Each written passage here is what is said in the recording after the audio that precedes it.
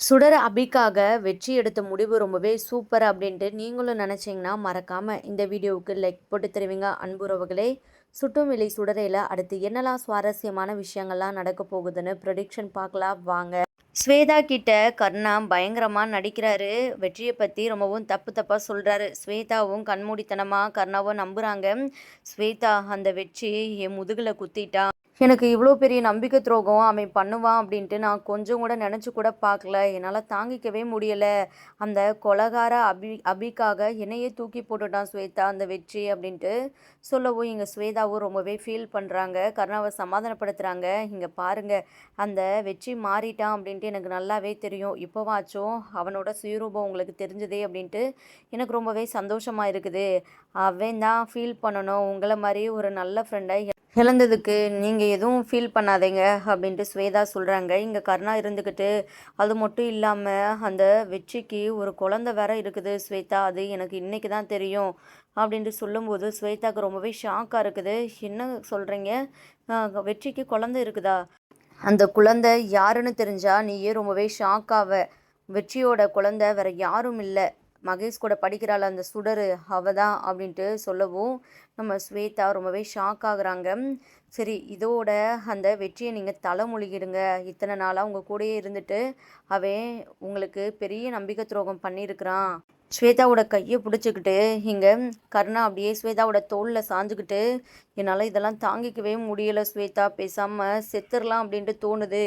இருந்தாலும் பார்வதிக்கு நியாயம் வாங்கி கொடுக்கணும் அப்படின்னு தான் இப்போது என் உயிரை கையில் பிடிச்சி வச்சிட்ருக்கிறேன் அப்படின்ட்டு கருணா சொல்லும்போது இங்கே ஸ்வேதா இருந்துக்கிட்டு ரொம்பவே ஃபீல் பண்ணுறாங்க. மாமா இப்படியெல்லாம் பேசாதீங்க, மகேஷை கொஞ்சமாச்சும் நினச்சி பாருங்கள். அக்கா தான் பாதியிலேயே அவனை விட்டுட்டு போயிட்டாங்க. இப்போது நீங்களும் இப்படிலாம் யோசிச்சா எப்படி? அவன் பாவம் இல்லையா? உங்களுக்காக நான் இருக்கிறேன், உங்களுக்கு சப்போர்ட்டாக எப்போதுமே நான் இருப்பேன் அப்படின்ட்டு ஸ்வேதா சொல்லும்போது கர்ணாவுக்கு பயங்கர சந்தோஷமாக இருக்குது. ஸ்வேதா, நீ எனக்கு கிடச்சா போதும் ஸ்வேதா, உனக்காக தான் நான் இவ்வளோ பெரிய விஷயம்லாம் பண்ணியிருக்கிறேன். நீ என் கையில் சேர்ந்துட்டா அதுக்கப்புறம் என்னை கையில் பிடிக்க முடியாது அப்படின்ட்டு உள்ளுக்குள்ளே கருணா இருந்துக்கிட்டு நினச்சிட்ருக்குறாங்க. இங்கே வெளியே ஸ்வேதா கிட்ட, இது போதும் ஸ்வேதா, நீ எனக்காக நிற்கிறேல, அந்த வெற்றி என்னை விட்டு போனால் கூட பரவாயில்ல, அவன் இனி எனக்கு தேவையே இல்லை அப்படின்ட்டு சொல்கிறாங்க. இதுதான் மாமா எனக்கு வேணும் அப்படின்ட்டு ஸ்வேதா இருந்துக்கிட்டு சொல்கிறாங்க. நெக்ஸ்ட்டு இங்கே நம்ம வெற்றி பார்த்திங்கன்னா அந்த டாக்டரை பற்றி விசாரிக்கிறதுக்கு தான் எல்லா ஏற்பாடும் பண்ணிகிட்ருக்குறாங்க. இங்கே நம்ம அபியும் சுடரும் வீட்டுக்கு ரிட்டன் வந்ததை பார்த்துட்டு சண்முகம் சரளா எல்லாருக்குமே ரொம்பவே அதிர்ச்சியாக இருக்குது. என்ன அபிமா, போன வேகத்தில் வந்துட்டீங்க, நீங்கள் போயிட்டு வர்றதுக்கு ஒரு 2-3 நாள் ஆகும் அப்படின்ட்டு நினச்சேன்.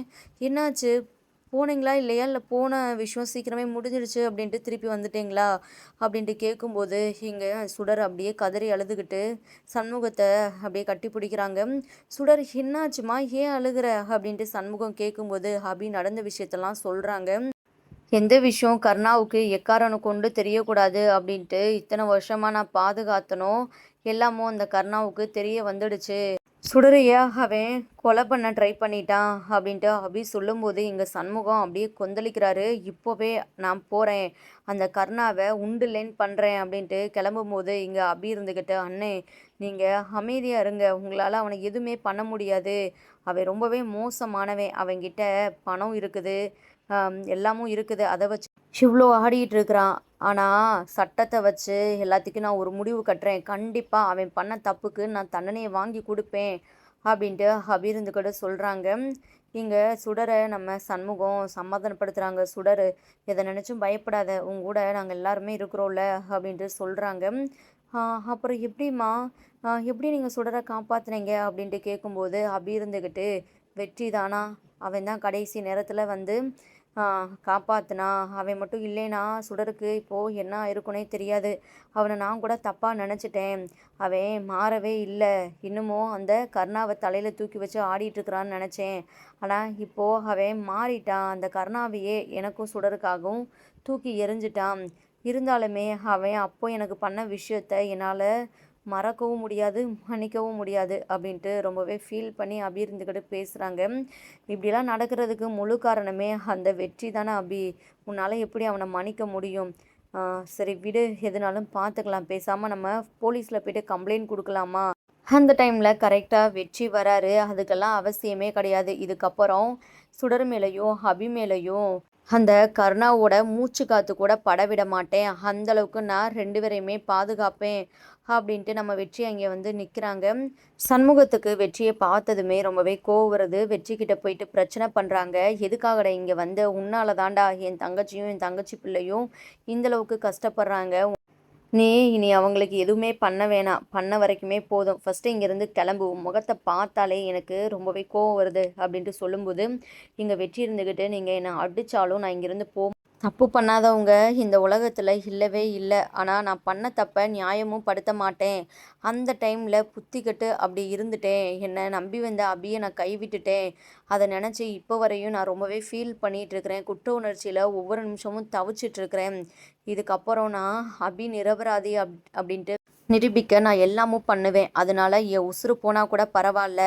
இதுக்கப்புறம் அபியும் சுடரும் நிம்மதியான வாழ்க்கை வாழணும். அதுதான் எனக்கு ரொம்பவே முக்கியம் அப்படின்ட்டு நம்ம வெற்றி வந்து ரொம்பவே ஃபீல் பண்ணி எமோஷ்னலாக பேசுகிறாங்க. அதை கேட்டு அபியுமே கண்கலங்க ஆரம்பிச்சிடுறாங்க.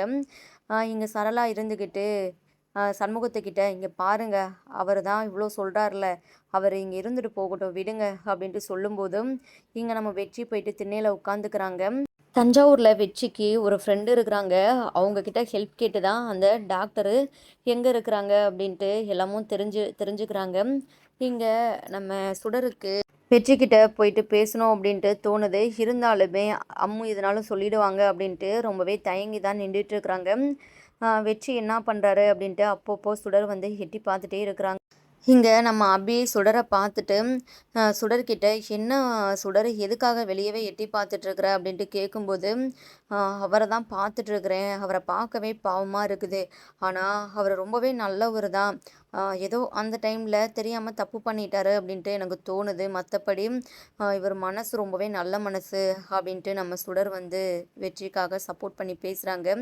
நம்ம அபி இருந்துக்கிட்டு, இப்போ என்ன உனக்கு அந்த வெற்றிக்கிட்ட பேசணும்னு தோணுச்சுன்னா போயிட்டு பேசு சுடர், நான் வந்து தடை பண்ண மாட்டேன், இனி உன்னோட விருப்பம், அவன் மாறிட்டான் தான் இப்போ நானுமே புரிஞ்சுக்கிட்டேன். அம்மோ அப்போது நான் போயிட்டு அவர்கிட்ட பேசலாமா அப்படின்ட்டு கேட்கும்போது நம்ம அபி இருந்துக்கிட்டு சம்மதம் சொல்லவுமே இங்கே சுடர் அப்படியே வந்து வேகமாக ஓடோடி வந்து வெற்றி பக்கத்தில் உட்காந்துக்கிறாங்க. வெற்றி இதை கொஞ்சம் கூட எதிர்பார்க்கல. சுடரை பார்த்ததுமே வெற்றி ரொம்பவே சந்தோஷப்படுறாங்க. சுடர் நீ இன்னும் தூங்கலையா அப்படின்ட்டு கேட்கும்போதே எனக்கு தூக்கமே வரலை அப்படின்ட்டு சொல்கிறாங்க. நடந்த விஷயத்த நினச்சி ரொம்பவே ஃபீல் பண்ணிகிட்டு இருக்கிறியா சுடர் அப்படின்ட்டு கேட்கும்போது எனக்கு அப்போ ரொம்பவே பயமாக தான் இருந்துச்சு. ஆனால் இப்போ எனக்கு பயம் இல்லை. ஏன்னா என் கூட தான் என் அப்பா இருக்கிறார்ல, என்னை நல்லாவே பார்த்துக்குவார் அப்படின்ட்டு சொல்லும்போது இங்கே வெற்றிக்கு சந்தோஷம் தாங்கவே முடியலை.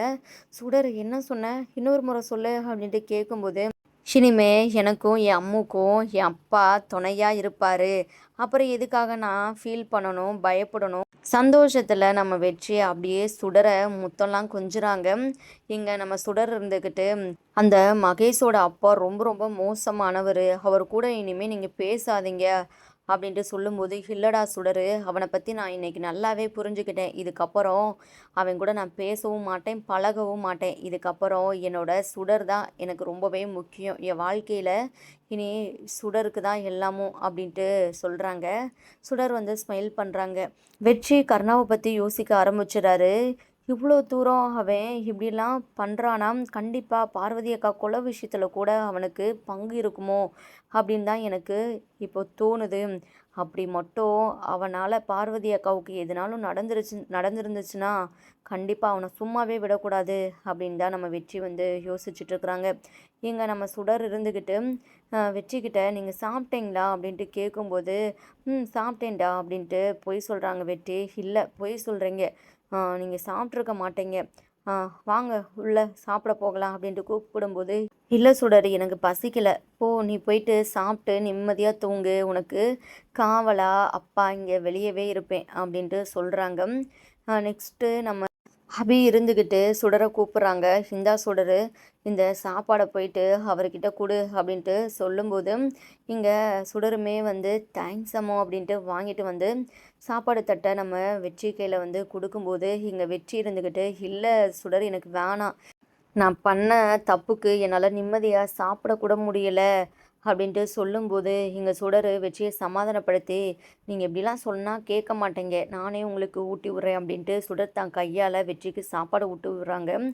இங்க நம்ம வெற்றி வந்து அப்படியே கண்கலங்க ஆரம்பிச்சுறாங்க. இதெல்லாம் பார்த்த நம்ம அபியுமே ரொம்பவே ஃபீல் பண்ணிட்டு நிற்கிறாங்க. எவ்வளோ எவ்வளோ சந்தோஷமா வாழ வேண்டிய வாழ்க்கை இப்போ இந்த அளவுக்கு கஷ்டப்படுறோன்னா, அதுக்கு நீ தானே காரணம் வெற்றி. நீ ரொம்பவே நல்லவன் தான். ஆனா, அந்த கருணாவ நீ கண்மூடித்தனமா நம்பாம இருந்திருந்தா, இப்போ நம்ம லைஃப் இப்படிலாம் இருந்திருக்காது. அப்படின்ட்டு அபி ரொம்பவே கண் கலங்கி நிற்கிறாங்க. அடுத்தடுத்து ரொம்பவே ட்விஸ்ட்டான பல விஷயங்கள் நடக்க போகுது. நம்ம வெயிட் பண்ணி பார்க்கலாம். தேங்க் யூ ஃபார் வாட்சிங்.